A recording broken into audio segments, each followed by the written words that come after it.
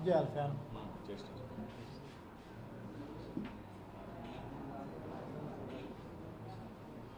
చంద్రబాబు నాయుడు గారు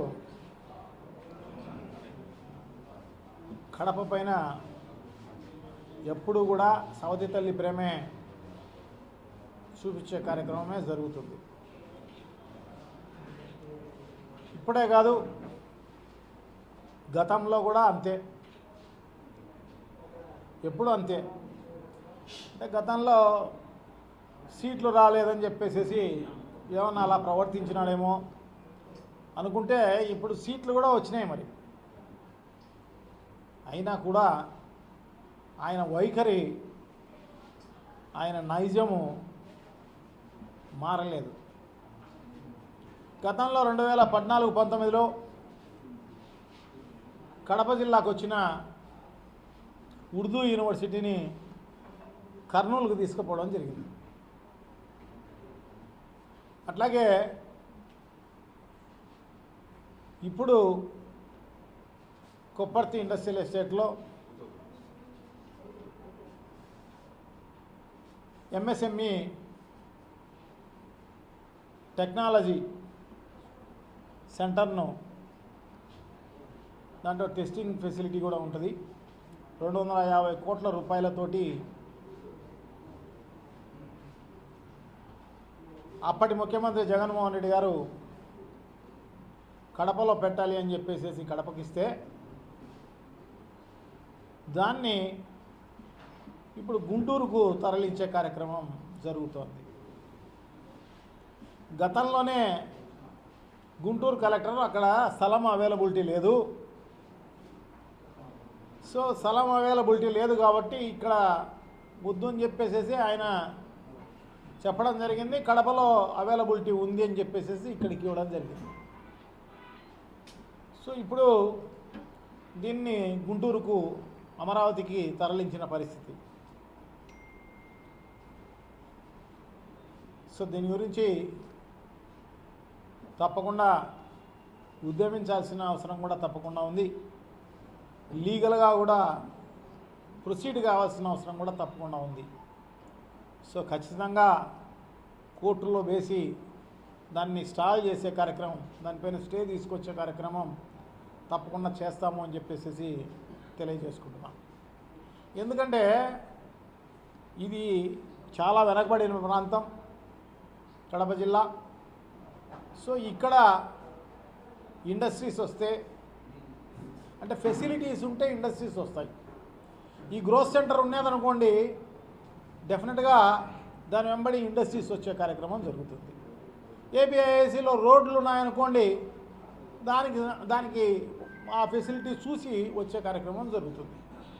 అదే కాకుండా ఆ ఇండస్ట్రియల్ ఎస్టేట్కు మంచి నీళ్ళు ఫెసిలిటీ ఉందనుకోండి, డెఫినెట్గా దానికి సంబంధించిన ఇండస్ట్రీస్ వస్తాయి.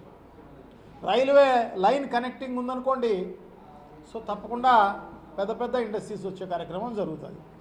సో దాంట్లో భాగంగానే జగన్మోహన్ రెడ్డి గారు రైల్వే లైన్ వేసే కార్యక్రమానికి టెండర్ వెళ్ళడం జరిగింది. దాంట్లో దాదాపు 50-60% పూర్తి కావడం జరిగింది. బ్రహ్మంగారి మఠం నుంచి వాటర్ పైప్ లైను తీసుకోవడం జరిగింది. ఆల్మోస్ట్ అది కూడా దాదాపు 70% పూర్తి అయిపోయిన పరిస్థితి. సో ఇవన్నీ ఫెసిలిటీస్ అన్నీ కూడా ఉంటే పెరిగే ఇండస్ట్రీస్ వచ్చే కార్యక్రమం జరుగుతుంది.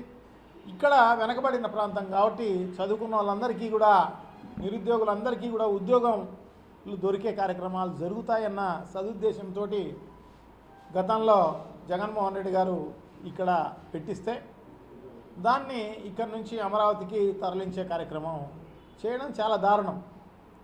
సో ఇదే కాదు, గతంలో అంతా కూడా కడప జిల్లాలో లాయర్లందరూ కూడా పెద్ద ఎత్తున, లాయర్లే కాదు అందరూ కూడా, ప్రజలందరూ కూడా ఇక్కడ హైకోర్టు బెంచ్ కావాలి అని చెప్పేసి పెద్ద ఎత్తున దాదాపు కొన్ని సంవత్సరాలు ఉద్యమాలు చేసిన పరిస్థితి, నిరాహార దీక్షలు చేసిన పరిస్థితి, కోర్టులకు అటెండ్ కాకోకుండా ఉద్యమం చేసిన పరిస్థితి. సో అటువంటి పరిస్థితుల్లో కర్నూలు జిల్లాకు ఇస్తే మంచిది కదా, రాయలసీమలో ఏదో ఒక చోటికి. ఎందుకంటే ఇక్కడ చేయడమే కాకుండా ఉద్యమాలు రాయలసీమలో మిగతా చోట్ల కూడా ఉద్యమాలు జరుగుతూ ఉండేవి. సో అందుకోసం ఒకవేళ కడపకు కాకపోయినా అక్కడికి ఇవ్వడం జరిగింది కర్నూలుకు. సో దాన్ని కూడా తరలించే కార్యక్రమం జరుగుతోంది హైకోర్టును. లా యూనివర్సిటీని తరలించే కార్యక్రమం జరుగుతోంది. సో ఇదే కాదు, medical college Pulivendula medical college దాదాపు పూర్తి అయిపోయింది. అక్కడ సీట్లు కూడా అలాట్ అయినాయి, 50 సీట్లు. మేము ఇప్పుడు నడిపే పరిస్థితి లేదు, మాకొద్దు అని చెప్పి రాపించిన ఘనత వహించిన ప్రభుత్వం ఏది అంటే ఒక చంద్రబాబు నాయుడు గారి ప్రభుత్వమే అని చెప్పేసి అనుకోవాలి. ఎందుకంటే భారతదేశంలో ఏ ప్రభుత్వం కూడా మెడికల్ కాలేజీలు కావాలి, మెడికల్ సీట్లు కావాలి అని చెప్పి కోరుకుంటారు తప్ప ఈ రకంగా వద్దు అని చెప్పిన వాళ్ళు మనం ఇక్కడే చూడాలి అన్నమాట. సో డెఫినెట్గా దీనికి అందరికీ మూల్యం చెల్లించుకోవాల్సిన అవసరం తప్పకుండా ఉంది. ప్రజలు ఖచ్చితంగా బుద్ధి చెప్పే కార్యక్రమం జరుగుతుంది. ఎందుకంటే ఇంత పక్షపాతము చూపించకూడదు.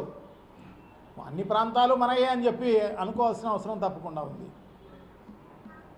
సో అటువంటిది ఈ రకంగా వ్యవహరించిన చంద్రబాబు నాయుడు గారి ప్రభుత్వాన్ని, అంటే ఎన్డీఏ కూటమిని, సో డెఫినెట్గా ప్రజలు తప్పకుండా వాళ్ళపైన రిజల్ట్ చూపించే కార్యక్రమం, ఎలక్షన్లో చూపించే కార్యక్రమం జరుగుతుంది. ఎందుకంటే వాళ్ళు ప్రతిసారి వాళ్ళు రోడ్డుపైకి వచ్చి చెప్పలేరు. ఖచ్చితంగా వాళ్ళకు వచ్చిన టైంలో ఖచ్చితంగా చుక్కలు చూపించే కార్యక్రమం తప్పకుండా జరుగుతుందని చెప్పి తెలియజేసుకుంటున్నా. సో మేమైతే అదే వైఎస్ఆర్ కాంగ్రెస్ పార్టీగా మేము కోర్టులో ఫైల్ చేసే కార్యక్రమం తప్పకుండా జరుగుతుంది. సో ఇంకా కూడా ప్రజల దృష్టికి తీసుకుపోయి ఉద్యమాలు కూడా చేసే కార్యక్రమం తప్పకుండా జరుగుతుంది. ఇప్పటికైనా మానుకొని ఎక్కడ అన్ని ప్రాంతాలు మనయే, అన్ని ప్రాంతాలు అభివృద్ధి చేయాలి, ఇక్కడున్న వాళ్ళు ప్రజలే, ఇక్కడ కూడా ఓట్లు వేసినారు అని భావించాల్సిన అవసరం తప్పకుండా ఉంది అని చెప్పి తెలియజేసుకుంటూ సెలవు తీసుకుంటున్నాను. థ్యాంక్ యూ, నమస్కారం.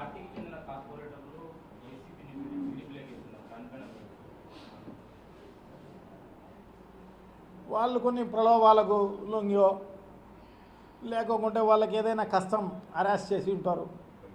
సో భయపెట్టి ఆ రకంగా చేర్చుకునే కార్యక్రమం జరుగుతుంది. ఇది కొత్త సంస్కృతి, కడప టౌన్లో ఎప్పుడూ లేదు అటువంటిది.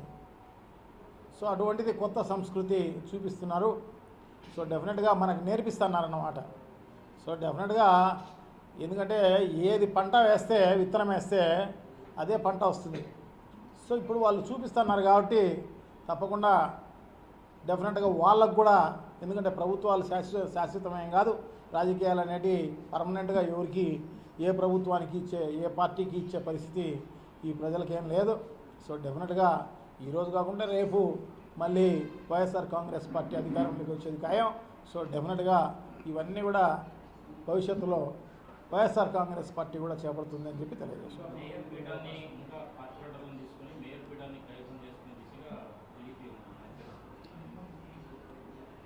అది వచ్చినప్పుడు స్పందించే కార్యక్రమం చేస్తాము. దానికి రాకోకుండానే ఊహించడము, ఎందుకంటే ఆడ ఉండేది ఒక్క తెలుగుదేశం పార్టీ కార్పొరేటరు, 49 మంది వైఎస్ఆర్ కాంగ్రెస్ పార్టీ వాళ్ళు ఉన్నారు. ఎవరు ఊహిస్తారు కైవసం చేసుకుంటుంది, ఇంకొకటి చేస్తుంది? ఎలా కైవసం చేసుకుంటారు? ఒకవేళ ఈరోజు రిజైన్ చేసి ఉంటే ఒకరు రిజైన్ చేసి ఉండొచ్చు.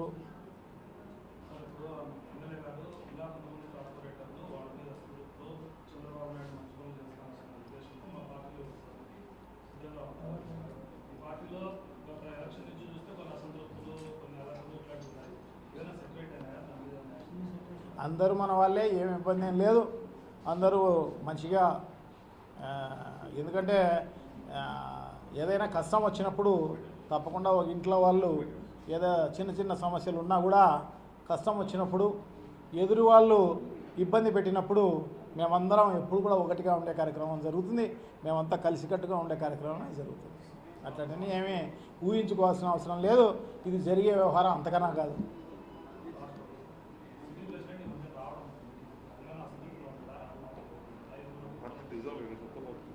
అంటే ఆ పాత కమిటీలు ఏంటి లేవు ఇప్పుడు ప్రస్తుతానికి, అవన్నీ డిజాల్వ్ అయినాయి. సో కొత్తగా నియమించే కార్యక్రమం ఇప్పుడు చేయాలి. ఇప్పుడు ప్రస్తుతానికి ఇది ఒక జిల్లా అధ్యక్షుడు మాత్రమే ఉండేది.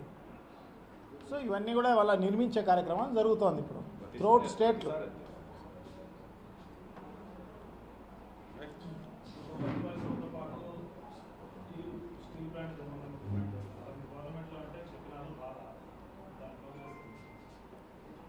స్టీల్ ప్లాంటు తప్పకుండా మేము ఉద్యమించే కార్యక్రమం తప్పకుండా జరుగుతుంది. ఎన్డీఏ కూటమి ఎందుకంటే కేంద్ర ప్రభుత్వం రాష్ట్ర ప్రభుత్వం రెండు ఒకటిగానే ఉన్నాయి కాబట్టి ఒకటే కూటమే. ఎన్డీఏ కూటమి అక్కడ ఉంది, ఎన్డీఏ కూటమి ఇక్కడ ఉంది.